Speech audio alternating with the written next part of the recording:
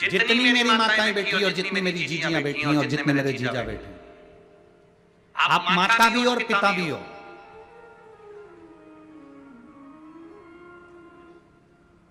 माता किसको कहते हैं? केवल बच्चे को जन्म देने वाली, केवल बच्चे को पालन पोष कर बड़ा करने वाली, केवल बच्चे को स्तनपान कराने वाली, केवल बच्चे को भोजन कराने वाली, केवल बच्चे को कपड़े पहनाने वाली, इसको क्या माता कह देंगे? नहीं। महापुराण की कथा कहती है माता पार्वती से सीखना, माता पार्वती को माता कहते हैं। माता का मतलब होता है निर्माता। माता का मतलब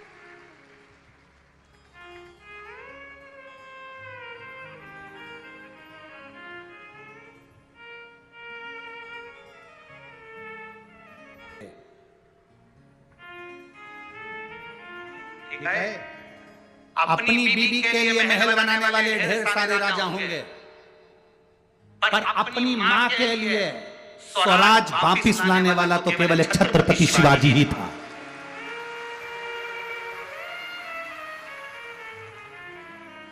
अपनी माता के लिए स्वराज लाने वाला, अपनी मां के लिए वापिस स्वराज लाने वाला, अपनी माता के लिए स्वराज की स्थापना करने वाला तो केवल छत्रपति वीर शिवाजी ही थे।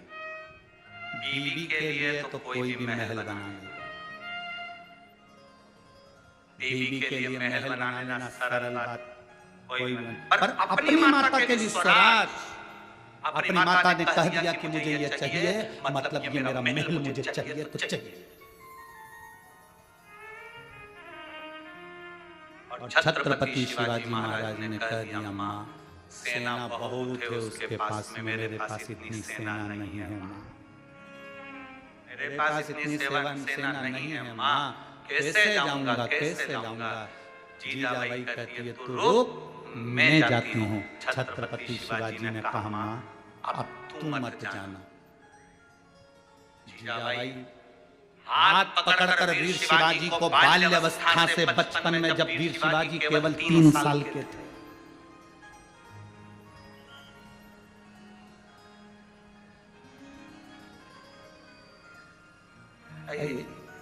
हमेशा कथा जैसे यहाँ काशी शिव महापुराण कथा चल रही है, कभी कोई शिव पुराण कथा होती है, एक बार मन है इसी महाराष्ट्र की धरा पर एक बार वीर शिवाजी शिव महापुराण की कथा कर भी जाना।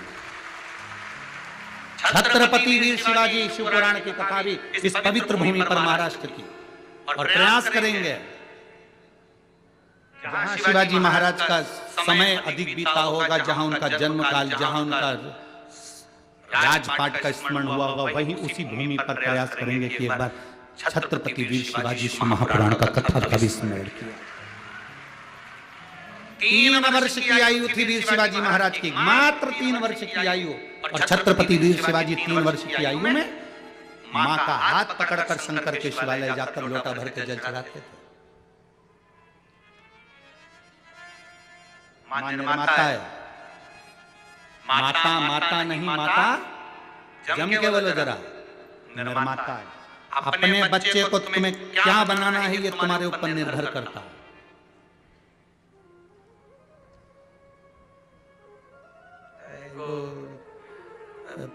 पहले सर्कस में शेर आते थे, तुमने देखे? अरे बोलो तो जम के, ऐसा बड़ा बड़ा पिंजरा चलता था, उसमें शेर आते थे, शेर फिर करतब दिखाते थे। अब सर्कस में शेर आते हैं? नहीं।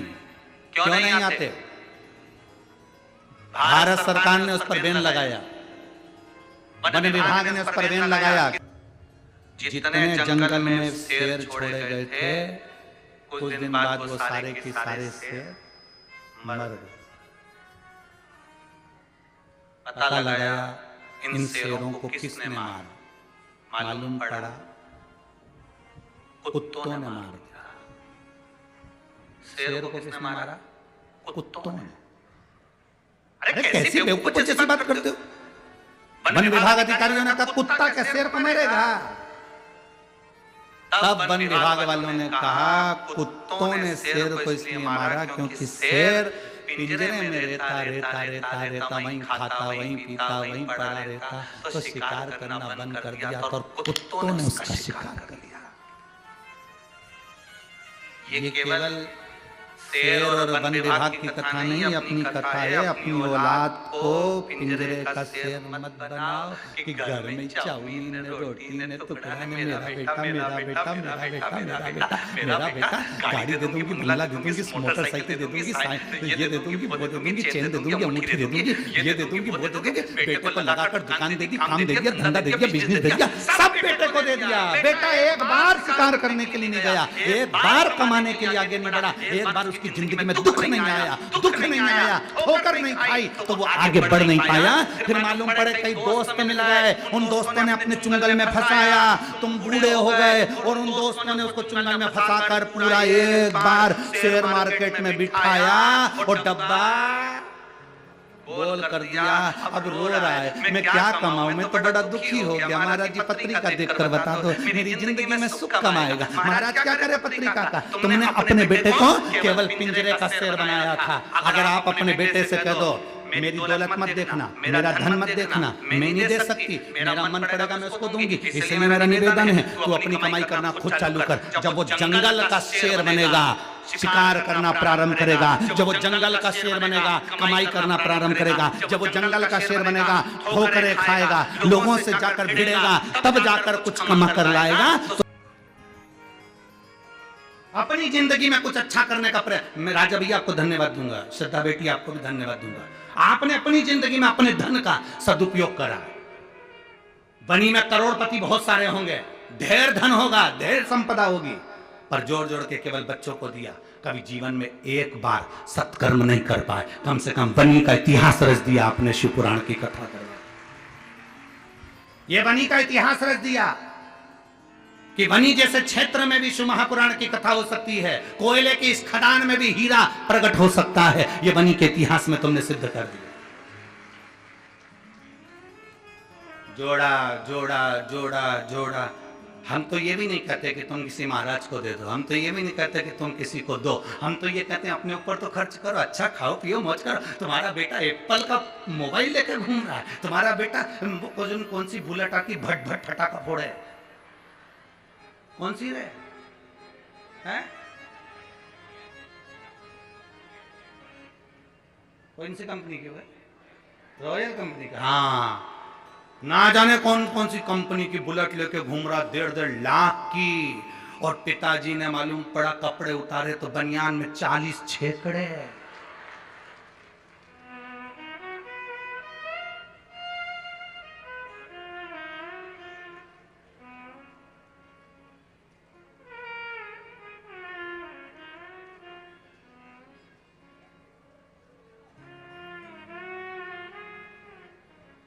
मेरे महादेव को देखकर जीना प्रारंभ करो। मेरे शंकर भगवान की जिंदगी बड़ी विचित्र जिंदगी थी, बहुत मस्त जीते थे।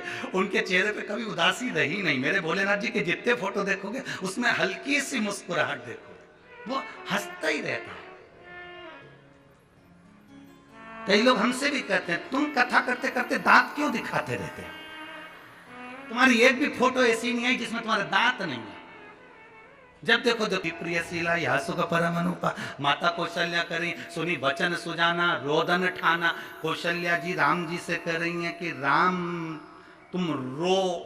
राम जी कहते हैं माँ मैं भगवान, मैं काय को रो। कौशल्या जी कहती हैं पृथ्वी पर जो जन्म लेता है उसको रोना पड़ता है, बच्चा नहीं रोता तो डॉक्टर सिस्टर चिमटी मार ठोक कर रुलाते हैं। जन्म के समय पर बच्चे को रोना जरूरी है। क्यों रुलाते हैं? क्योंकि आज से रोएगा तो मरेगा तब तक रोना पड़ेगा, इसलिए रो। पर शिव महापुराण रोना नहीं सिखाती, इसलिए तो शंकर भगवान अजर अमर है। शिव जी पैदा ही नहीं हुए तो उनको रोने का काम ही नहीं। इसलिए आपसे कहते हैं शिव महापुराण केवल एक ही चीज सिखाती है, मुस्कुराओ, हंसो, प्रसन्न रहो, ठाका लगा। वो योग ऋषि श्री रामदेव बाबा जी भी अपने आश्रम में बैठकर सुबह सुबह तुमसे यही कहते हैं, हंसते हैं ठाका लगा लगा कर। वो यही तो कहते हैं कि हंसो, खूब हंसाते हैं। क्यों? उसका कारण केवल इतना सा है कि हाँ, आज के जीवन में मनुष्य की देह में कलयुग में सब कुछ बढ़ा, पर स्माइल, प्रसन्नता, चेहरे की हंसी कम हो गई। और ये स्माइल, ये प्रसन्नता, ये हंसी केवल मनुष्य को मिली है। कभी मछली को हंसते हुए देखा है? छिपकली को, काकरोच को, चूहा कभी मुस्कुराते देखा है?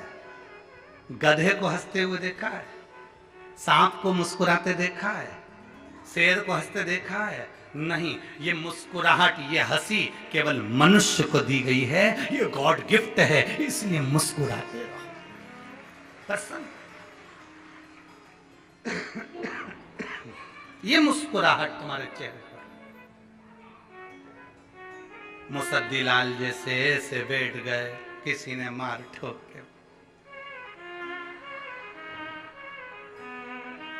ऐसे बैठे जैसे किसी ने दो चार धर के बिठाया। कथा में जा रही है, चुपचाप बैठना, दूर ऐसे।